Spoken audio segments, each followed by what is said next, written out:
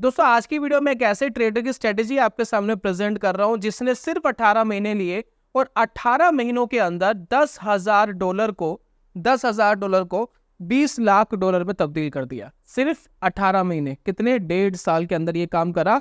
और इन महानुभाव का जो नाम है वो है निकोलस डरवास साहब, और इनकी एक फेमस स्ट्रेटेजी है डरवास बॉक्स स्ट्रेटेजी। मेनली इस वीडियो के अंदर हम डरवास बॉक्स स्ट्रेटेजी क्या है वो जानेंगे, साथ में थोड़ा सा इनका बैकग्राउंड, कहाँ से इनकी जर्नी शुरू करी, कहाँ से इनकी जर्नी शुरू हुई, इसके बारे में दोस्तों थोड़ा सा इंट्रोडक्शन दूंगा। तो ज्यादा आपका समय बर्बाद ना करते हुए वीडियो को शुरू करते समझते इनकी थोड़ी सी जर्नी, थोड़ी सी स्टोरी। उसके बाद बहुत अच्छे से प्रॉपर चार्ट के साथ मैं एक्सप्लेन करूंगा कि किस तरीके से स्ट्रैटेजी डरवास बॉक्स स्ट्रैटेजी वर्क करती है। तो चलिए शुरू करते हैं दोस्तों और जानते हैं।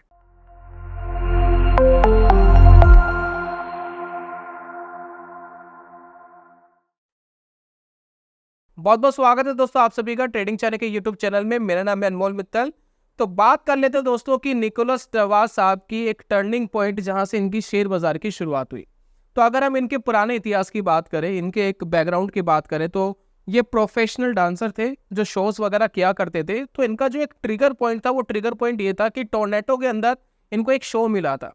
तो जो शो का ऑर्गेनाइजर था उसने क्या कहा कि डरवास साहब हम आपको पेमेंट के बदले शेयर्स देंगे, ठीक है ना। मतलब जितना आपको पैसा चाहिए, यानी जितना आपको कॉन्सर्ट यानी शो का जो पैसा हमें देना है वो हम शेयर्स में लेंगे। और निकोलस साहब भी थोड़ा सा मान गए, क्योंकि उनको भी कोई इशू नहीं था कि एक नई चीज हो रही थी स्टॉक मार्केट के बारे में, वो भी कुछ नहीं जानते थे इससे पहले, लेकिन वो इस बात को मान गए। लेकिन उनके मन में एक डाउट जरूर था। डाउट पता है क्या था कि उनको इतना तो पता था कि शेयर कभी भी ऊपर जा सकता है या नीचे जा सकता है। तो इन्होंने ऑर्गेनाइजर से एक शर्त रखी कि भाई जो भी कंपनी के शेयर आप दे रहे हो, कंपनी का नाम देखिए ये है, तो इस कंपनी के शेयर देने का उन्होंने वादा करा था। तो कहता भाई जिस भी कंपनी के आप शेयर दे रहे हो मेरे को, अगर उसकी कीमत डाउन हो जाती है तो आप मुझे कैश में पेमेंट कर देना जितना मुझे नुकसान होगा, ठीक है ना, शो तक, जब तक शो चलेगा। मतलब शो कंप्लीट हो गया तो बात ही खत्म। तो पेमेंट पहले ही आ रही थी, एडवांस पेमेंट आनी थी, तो उन्होंने वो एडवांस पेमेंट शेयर्स के रूप में कर दी। और उन्होंने जो शेयर्स दिए 6,000 शेयर दिए, जो 50 सेंट्स का रेट था उस समय, यानी 50 सेंट का मतलब होता है $1/2, आधा डॉलर। तो यानी $3,000 के शेयर्स उनको मिल गए, 6,000 क्वांटिटी 50 सेंट्स के हिसाब से। लेकिन दोस्तों किसी वजह से वो शो कैंसिल हो गया।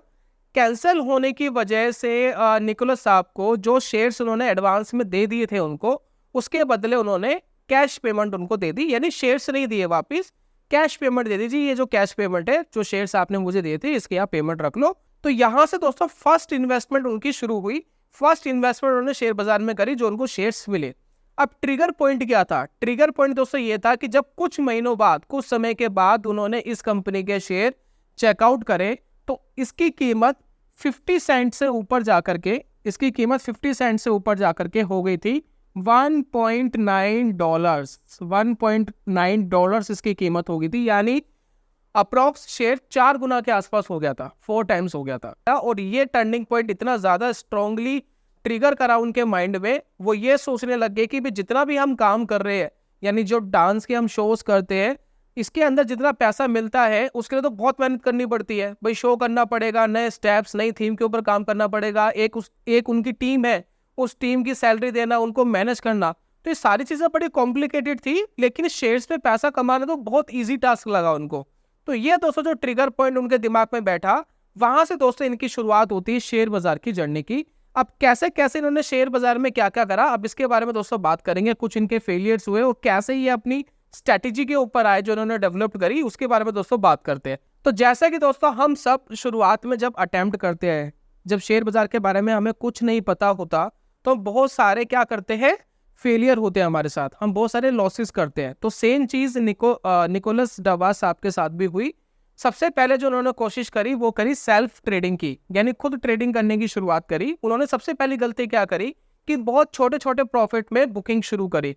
अगर कोई शेयर $2 से 2.10 तक भी बढ़ जाता था, $2.10 तक भी बढ़ जाता, यानी 10 सेंट की भी अगर इंप्रूवमेंट हो जाती थी, तो वो शेयर को बेच दिया करते थे, प्रॉफिट बुक कर लिया करते थे। अब इसके अंदर प्रॉब्लम क्या आती है कि जहां पर ये काम कर रहे थे वहां पर गवर्नमेंट के चार्जेस भी लग रहे हैं, ब्रोकरेजेस भी लग रहे हैं, बहुत सारी चीजें लग रही है। तो जो प्रॉफिट कमा रहे थे उससे ज्यादा तो वही लग रही थी, ब्रोकरेजेस एंड टैक्सेस ही लग रहे थे। तो यानी ऑल ओवर वो लॉस में जा रहे थे, जितनी बार वो ट्रेड ले रहे थे वो लॉस में जा रहे थे। लेकिन ये क्या सोच रहे थे, भाई मैं तो महंगे पे बेच रहा हूँ। तो एक बहुत ही बेसिक सी इन्होंने गलती करी, और हालांकि उस गलती के बाद थोड़ा सा इनको ट्रोमा हुआ, उन्होंने ट्रेडिंग को बंद करा।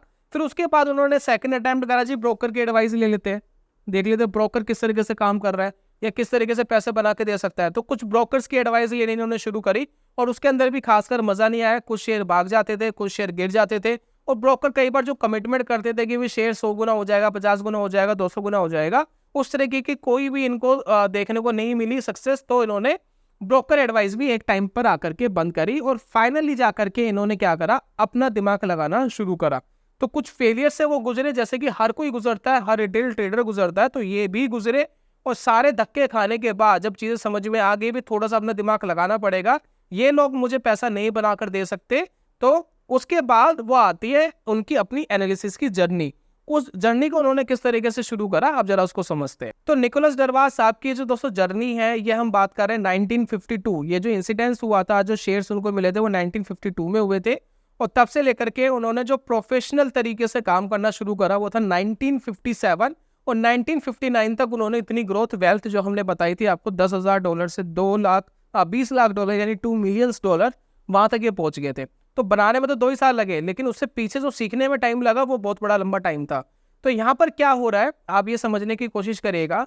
जब इनको ये समझ में आया कि किस तरीके से मार्केट में काम करना आसान नहीं है, पैसे बनाना आसान नहीं है, तो इन्होंने बुक्स पढ़नी शुरू करी। तो उन्होंने कुछ बुक्स पढ़ी फंडामेंटल एनालिसिस की, और बहुत सारी बुक्स पढ़ी उन्होंने टेक्निकल एनालिसिस की।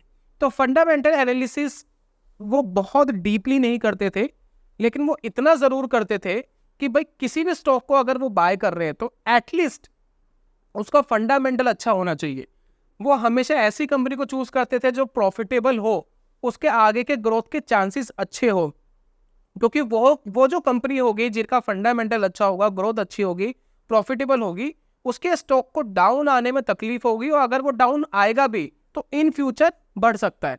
तो इसी वजह से गुड फंडामेंटल वाली जो कंपनियां हैं वो चूज करते थे। पहला उनका दोस्तों ये एनालिसिस था जो उन्होंने बुक्स में पढ़ा कि किस तरीके से फंडामेंटल करना है, उसके उन्होंने डीपली एनालिसिस करी। उसके बाद वो आते हैं दोस्तों टेक्निकल एनालिसिस पे। टेक्निकल एनालिसिस में उन्होंने 2 चीज मेजरली दोस्तों यूज करी अपनी स्ट्रेटेजी में, जिसको हम डरवास बॉक्स स्ट्रेटेजी भी कहते हैं। इसमें 2 तरीके के इंडिकेटर हम मान लीजिए जो उन्होंने यूज करे। पहला था प्राइस की मूवमेंट, दूसरा था वॉल्यूम्स। आप ये प्राइस और वॉल्यूम किस तरीके से ट्रिगर करे, उनकी स्ट्रेटेजी में किस तरीके से हेल्पफुल रहे, उसको जरा समझिए। निकोलस साहब हमेशा कहते हैं, उन्होंने जो इंटरव्यू दिया था उन्होंने हमेशा ये बोला था कि जब मार्केट एक ट्रेंड में चल रहा है, कोई भी स्टॉक अगर एक ट्रेंड में चल रहा है, मान लेते हैं एक स्टॉक है जो अप ट्रेंड में चल रहा है, तो अगर वो थोड़ा बहुत नीचे गिर भी रहा है ना, तो उसको पूरी तरीके से नीचे गिराना इतना आसान नहीं है। यानी अप ट्रेंड वाले स्टॉक को नीचे गिराना आसान नहीं है, ये निकोलस साहब ने कहा था। वो नीचे गिर भी रहा है तो वो नीचे गिर रहा है और ऊपर जाने के लिए। तो ये निकोलस साहब कहते हैं कि अगर कोई शेयर अप ट्रेंड में नीचे गिर रहा है तो वो और ऊपर जाने के लिए गिर रहा है। यानी अप ट्रेंड वाले स्टॉक को एकदम डाउन ट्रेंड में लाना आसान नहीं है, और डाउन ट्रेंड वाले को एकदम अप ट्रेंड में लाना भी आसान नहीं है, इसमें समय लगता है। अगर कुछ एग्जांपल्स बाजार के अंदर ऐसे हैं जो एकदम डाउन ट्रेंड में चले गए, एकदम अप ट्रेंड में चले गए, तो इनकी परसेंटेज कम है। तो ज्यादातर बाजार में होता यह है कि अगर बाजार एक ट्रेंड में चल रहा है तो उसकी हाई प्रोबेबिलिटी रहती है कि वो अपने ट्रेंड को फॉलो करेगा। तो पहली तो उनकी एनालिसिस ये थी कि प्राइस बड़ा इंपॉर्टेंट है भाई। ट्रेंड तो सबसे पहले ट्रेंड के साथ ही काम करना है, प्राइस ऊपर जाएगा तो ही खरीदेंगे। दूसरा कहते हैं जी वॉल्यूम। कई बार प्राइस ऊपर जाते हैं लेकिन वॉल्यूम्स नहीं होते। यानी वॉल्यूम्स का मतलब यह है कि जो लोग पहले खरीद रहे थे वही अब खरीद रहे हैं। तो ऐसा नहीं होना चाहिए। अगर किसी चीज का प्राइस ऊपर जा रहा है तो बड़ा पैसा उसके अंदर तब आएगा जब वॉल्यूम्स होंगे तभी तो बड़ा पैसा लगा। तो वॉल्यूम्स भी बड़े इंपॉर्टेंट है। तो उन्होंने इन 2 चीजों के ऊपर फोकस करके एक स्ट्रेटेजी डेवलप करी जिसको हम कहते हैं फेमस स्ट्रेटेजी है डरवास बॉक्स स्ट्रेटेजी। और वो स्ट्रेटेजी दोस्तों मैं आपके सामने अब नेक्स्ट स्लाइड में एक्सप्लेन करूंगा और आपको समझाने की कोशिश करूंगा कि किस तरीके से उन्होंने इन बॉक्सेस को बना करके एक फैंटास्टिक स्ट्रेटेजी डेवलप करी जो आज भी बहुत सारे लोग यूज करते हैं, अलग अलग वे में पैसा बनाते हैं, और उन्होंने भी बहुत जबरदस्त वेल्थ क्रिएट करी। हालांकि उस समय की मार्केट कंडीशन और आज की मार्केट कंडीशन में जमीन आसमान का फर्क है, लेकिन फिर भी जो भी इनके रूल्स एंड रेगुलेशंस है आज की मार्केट में भी वैलिड होते हैं। तो चलिए देखते हैं कि क्या स्ट्रेटेजी थी, किस तरीके से काम करते थे। तो पहले दोस्तों कंडीशन ये है कि स्टॉक फंडामेंटली अच्छा होना चाहिए, ठीक है ना। फर्स्ट कंडीशन ये है कि फंडामेंटली गुड कंपनी होनी चाहिए, कचरा शेयर नहीं लेना है। दूसरी दोस्तों की कंडीशन क्या थी, सबसे पहले वो प्राइस को देखते थे। वो कहते थे कि भाई बढ़ते हुए प्राइस को लेना है, भागते हुए प्राइस को लेना है, यानी भागते हुए घोड़े के ऊपर पैसा लगाना है। तो पहली चीज तो वो इस थ्योरी से बिल्कुल भी इत्तेफाक नहीं रखते थे कि सस्ता खरीदो महंगा बेचो। वो इस तरीके के ट्रेडर नहीं थे। खरीदना भी महंगा है, बेचना भी महंगा है, ठीक है ना। भागते हुए खरीदना है, भागते हुए भी बेच देना है, बस सिंपल सी चीज ये थी। तो अगर आप ये देखें तो जैसे कि हमारे यहाँ 52 वीक हाई बड़ा इंपॉर्टेंट है। तो मान लेते हैं कि स्टॉक है, जैसे कि निकोलस साहब ने देखा कि यहाँ पर एक स्टॉक है जो यहाँ पर आकर के रुका था। तो यहाँ पर एक बार लगाते हैं लाइन, ठीक है ना। यहाँ पर मान लेते हैं, तो यहाँ दोस्तों मान लेते हैं कि स्टॉक रुका था, यहाँ पर एक लेवल है, इस लेवल पे स्टॉक आया था और ये मान लेते कोई एक हाई है, चाहे 52 वीक हाई हो या एक बड़ा हाई है, ठीक है ना। शेयर यहाँ पर आकर के रुका था और वहां से उन्होंने क्या नोट करा, भाई यहाँ पर इसने हाई बनाया, नीचे कितना गया, वो एक नीचे को भी नोट करते थे। तो उन्होंने क्या करा, भाई ऊपर का एक मार्क कर लिया और नीचे का एक मार्क कर लिया। उस समय दोस्तों ना तो चार्ट्स हुआ करते थे, ना कंप्यूटर्स हुआ करते थे। अमेरिका के अंदर जरूर होते होंगे, लेकिन जो उनकी एनालिसिस थी निकोलस साहब की, वो पेपर्स पे हुआ करते थे। वो पेपर में प्राइस नोट क्या करते थे, आज प्राइस कितना है, आज प्राइस कितना है। तो उन्होंने अपना चार्ट, अपना ग्राफ प्राइस लिख करके बनाया। कैसे, मैं बताता हूँ। मान लेते कोई स्टॉक आज 50 का है, तो उन्होंने यहाँ पर 50 लिखा। कोई स्टॉक मान लेते वो 52 का हुआ अगले दिन, तो उन्होंने ये 52 लिखा। फिर वो 55 का हुआ, ठीक है। फिर वो नीचे गिरा, मान लेते हैं वो 51 पर आ गया, मान लेते हैं वो और नीचे गिरा, मान लेते हैं 45 पर आ गया। तो वो क्या करा, उन्होंने एक चार्ट बना लिया ऐसे, ठीक है ना। तो उन्होंने 55 पे एक लाइन लगा दी, 45 पे एक लाइन लगा दी। अब वो क्या करे, जैसे ही 55 से ऊपर निकलेगा तब हम खरीदेंगे। तो वो इस तरीके से पेपर्स के ऊपर ही एनालिसिस करते थे। तो ये दोस्तों का तरीका था, कोई सोर्सेस नहीं थे। अब तो हमारे पास बहुत सारे सोर्सेस है, इंडिकेटर्स है, पता नहीं न जाने क्या क्या है, लेकिन उनके पास ऐसा कुछ भी नहीं था। तो उन्होंने क्या करा, एक मार्क करा, एक लेवल मार्क करा, एक हाई पॉइंट मार्क करा शेयर का, प्लस एक उसके बाद जो शेयर गिरा, उसके बाद जो गिरा उसका एक लो पॉइंट मार्क करा और एक बॉक्स बना लिया। ये देखिए, ये बन गया एक बॉक्स, ठीक है। अब ये बॉक्स क्या है, ये बॉक्स ही इनका ट्रिगर पॉइंट है, एंट्री का ट्रिगर पॉइंट। वो कहते हैं एक शेयर ने एक हाई बनाया था, उसके बाद नीचे गिरा है। अगर किसी स्टॉक को ऊपर जाना है तो इसके हाई को ब्रेक करना पड़ेगा। सिंपल सा लॉजिक है, बस सिंपल लॉजिक है। एक उन्होंने एक बॉक्स बनाया, ठीक है। तो आपने देखा कि इस कैंडल ने इसका हाई ब्रेक कर दिया, तो हमारा प्राइस की कंफर्मेशन मिल गई, भाई शेयर ऊपर भाग रहा है। क्लोजिंग बेसिस पे क्लोजिंग दे दी। अब ये हमारा बन गया एंट्री पॉइंट। अब आप कहेंगे जी एंट्री पॉइंट तो बन गया, अब स्टॉप लॉस क्या है। स्टॉप लॉस उनका बड़ा सिंपल था। क्या था, इस बॉक्स को देखिए, यहां एक्सटेंड करिए। इन फ्यूचर कभी भी मार्केट इस बॉक्स के अंदर क्लोजिंग दे देती है, इस बॉक्स के अंडर में क्लोजिंग दे देती है, वो शेयर से बाहर हो जाते थे। बस सिंपल सा दोस्तों ये स्ट्रेटेजी है। शेयर निकला, ऊपर निकला, स्टॉक ऊपर निकला, क्लोजिंग ऊपर दी। अगर कोई क्लोजिंग इसके नीचे आ गई तो वो क्या करेंगे, एग्जिट करेंगे, ठीक है। अभी मैं लाइव चार्ट के ऊपर समझाऊंगा पूरा, बेफिक्र रहिए।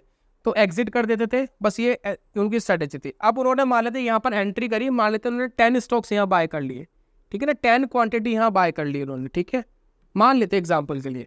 अब ऊपर वो देखते थे कि कहाँ पर मार्केट ने एक हाई बनाया। जैसे कि उन्होंने देखा जी एक बॉक्स यहाँ भी बन रहा है, एक हाई बनाया था, नीचे गिरा था। अब जैसे ही ये बॉक्स ऊपर जाएगा तो वो 10 क्वांटिटी और बाय करते थे, ठीक है। 10 क्वांटिटी और बाय करो। फिर मान लेते कोई ऊपर बॉक्स बन रहा है, मान लेते यहाँ कोई बॉक्स बन रहा है, तो उन्होंने 10 क्वांटिटी और बाय करी, ठीक है। इसको दोस्तों कहते हैं पिरामिडिंग, कहते हैं वैसे, जो उन्होंने उस समय यूज करी कि जैसे जैसे स्टॉक अपने नए बॉक्स बना रहा है, यानी हाई बना के नीचे गिरता है और वापस तोड़ता है, तो वैसे वैसे अपनी क्वांटिटी वो और खरीदते थे और खरीदते थे और खरीदते थे। और जैसे स्टॉक किसी भी बॉक्स के अंदर एंटर करता था, क्लोजिंग देता था, तो जितनी भी इन्होंने बाइंग करी थी, जितनी भी क्वांटिटी उनके पास होती थी, वो सब की सब बेच दिया करते थे। तो इससे दोस्तों फायदा क्या होता है, इससे दोस्तों बेनिफिट पता क्या होता है, क्या आप ज्यादा पैसे उसी स्टॉक में लगाओगे जो ऑलरेडी प्रॉफिटेबल है, जो ऑलरेडी भाग रहा है। मान लेते कि आपने इस बॉक्स में पैसा लगाया, ठीक है, मार्केट यहां तक भाग गया, वापिस अगर वो नीचे आ रहा है इस बॉक्स के अंदर जहां से आप एग्जिट करोगे, अगर मान लो यहाँ कहीं आ रहा है, तो यहाँ जो खरीदा था वो तो आपको बेनिफिट दे रहा है, ऊपर वाला चाहे थोड़ा सा लॉस दे रहा है, तो तब भी आप प्रॉफिटेबली तो बाहर निकल जाओगे। और अगर शेयर भागता चला गया तो नीचे वाली क्वांटिटी बड़ा पैसा दे रही है, ऊपर वाली क्वांटिटी भी आपको पैसा ऐड कर रही है।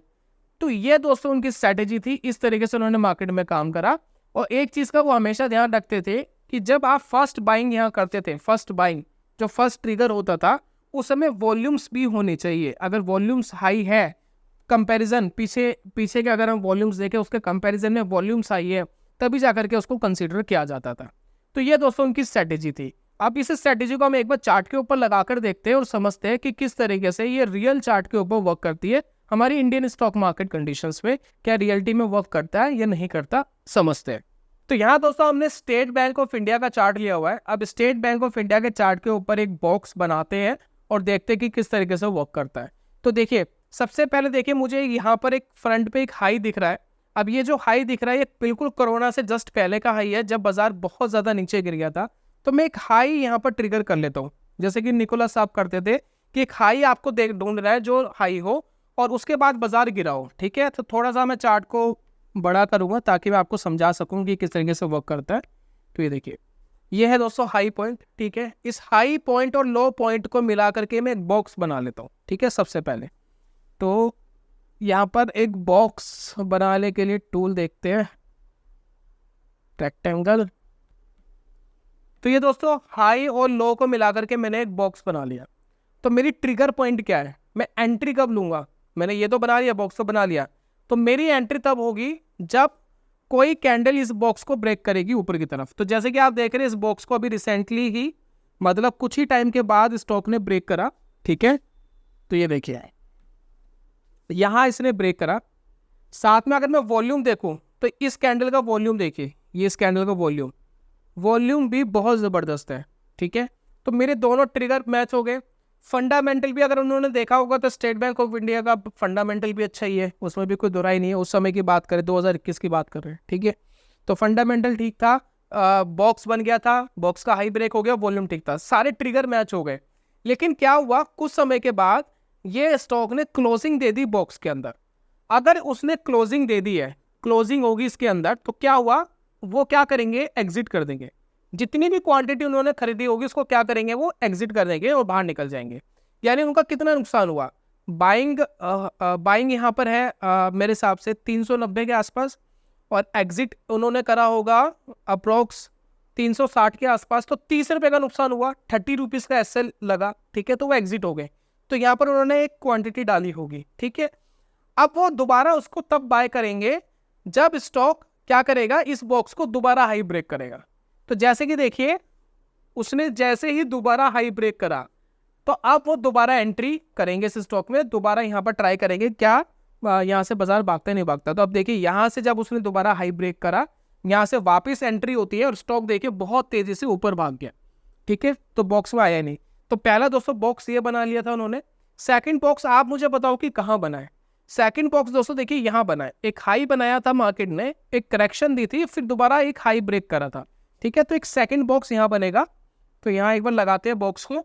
अभी देखिए सेकंड बॉक्स बन गया। जैसे इसका ब्रेकआउट हुआ, उन्होंने एक क्वांटिटी और बाय करी, और सारी क्वांटिटी कब एग्जिट करेंगे, वो तब एग्जिट करेंगे जब बॉक्स के अंडर में आकर के क्लोजिंग हो जाएगी। तो यहाँ पर देखिए वापस क्लोजिंग होगी, तो जितनी भी क्वांटिटी यहाँ खरीदी थी यहाँ खरीदेगी, एग्जिट करेंगे, और यहाँ पर डेफिनेटली उनको एक अच्छा खासा बेनिफिट हुआ होगा, क्योंकि एंट्री हुई है यहाँ पर लगभग 400 रुपये के आसपास, और एग्जिट कहीं ना कहीं मिला होगा 470 के आसपास। तो 70 रुपये का प्रॉफिट यहाँ पीछे वाली क्वांटिटी में, यहाँ थोड़ा बहुत लॉस, तो ऑल ओवर वो प्रॉफिट में आए।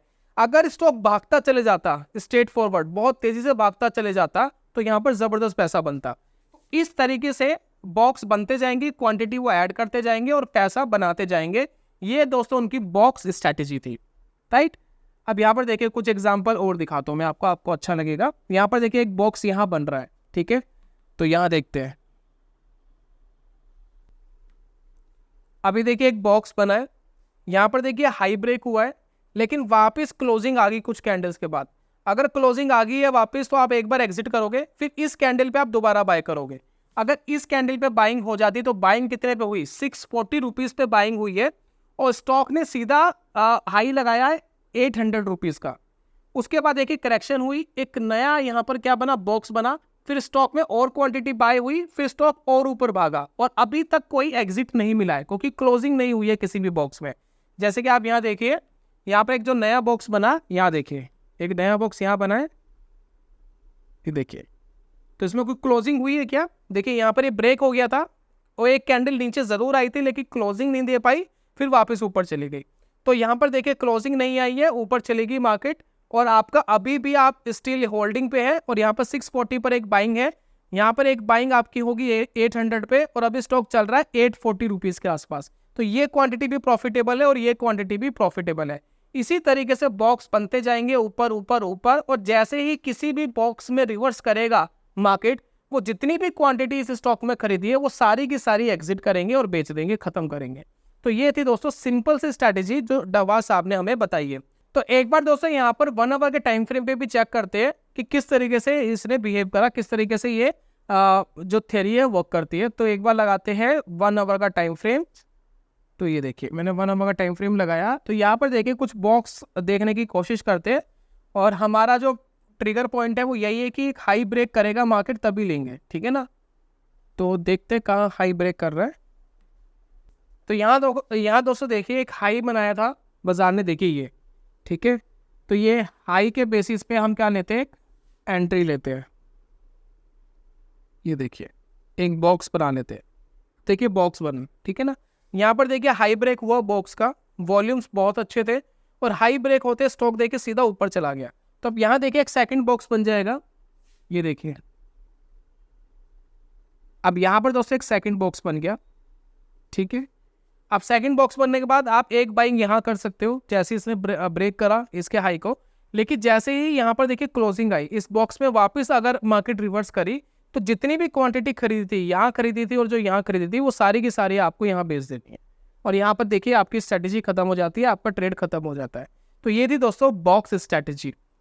अब यहाँ पर देखिए काफ़ी लोग कहेंगे कि भाई क्या इंट्राडे में वर्क कर सकते हैं, तो इंट्राडे में भी आप ट्राई कर सकते हैं। हाईली वोलेटाइल स्टॉक जो थोड़ा सा अच्छा मूवमेंट देता है उसमें कर सकते हैं, और बाकी थोड़े लंबे टाइम के लिए तो अच्छा काम करता है। स्विंग ट्रेडिंग और शॉर्ट टर्म ट्रेडिंग में बहुत रिलायबल, बहुत अच्छा वर्क करता दिखाई देता है, तो आप उसको ट्राई कर सकते हैं।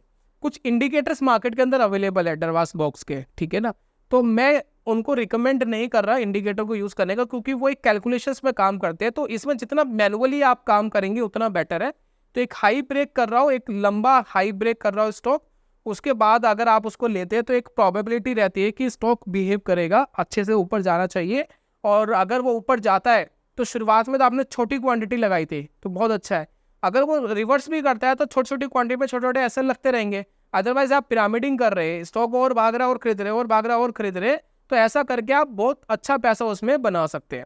तो ये दोस्तों खास बात है इस स्ट्रैटेजी की। तो यही था दोस्तों डरवास बॉक्स की स्ट्रैटेजी में, उम्मीद करता हूँ कि आपको पसंद आई होगी। इसके कुछ इंडिकेटर्स अवेलेबल है ट्रेडिंग व्यू पर भी, और प्लस ज़ेरोधा के अंदर जो चार्ट IQ का चार्ट है उसमें आप लगाएंगे तो डरवास बॉक्सेस खुद अपने आप बनते हुए दिखाई देते हैं, लेकिन मेरे हिसाब से ज़्यादा रिलायबल नहीं है, तो मैनुअल करना ज़्यादा बेटर है। इसलिए मैंने वो इंडिकेटर्स आपको नहीं दिखाए ताकि आप उनको ना कंसीडर करें, वही ज़्यादा बेटर है। तो मैनुअल लगाए बॉक्सेस, भाई स्टॉक ने एक हाई ब्रेक करा, एक लो बनाया, उस पर एक बॉक्स बनाया, फिर स्टॉक ऊपर जा रहा है, फिर एक हाई बना के लो बना रहा है, फिर एक बॉक्स बनाए और फिर उसको परफॉर्म करने दे कि किस तरीके से परफॉर्म करता है। तो इस तरीके से आप मार्केट में एक अच्छा खासा पैसा बना सकते हैं, लेकिन प्रैक्टिस की ज़रूरत है किसी भी चीज़ को करने के लिए। तो सबसे पहले पेपर ट्रेड करें, फिर थोड़े पैसे से एक बार ट्राई करके देखें कि रियलिटी में क्या वर्क कर रहा है या नहीं कर रहा। बाकी यही तो दोस्तों आज की वीडियो में कुछ ब्रोकर्स के लिंक दे रहा हूँ मैं, अकाउंट ओपनिंग फ्री है उनमें, प्लस ब्रोकरेजेस भी फ्री है। अगर आप इन्वेस्टमेंट के लिए स्टॉक को खरीद के रखते हैं तो ब्रोकरेज फ्री है, अकाउंट ओपनिंग फ्री है, अकाउंट मेंटेनेंस फ्री है, और बहुत सारे टूल्स आपको फ्री मिलेंगे, तो इन सबका बेनिफिट उठा सकते हैं। तो लिंक आप चेकआउट कर सकते हैं डिस्क्रिप्शन एंड कमेंट बॉक्स में। उम्मीद करता हूँ दोस्तों वीडियो आपको पसंद आई होगी। जल्दी मिलूंगा नेक्स्ट वीडियो में, तब तक के लिए goodbye, god bless you, bye bye दोस्तों।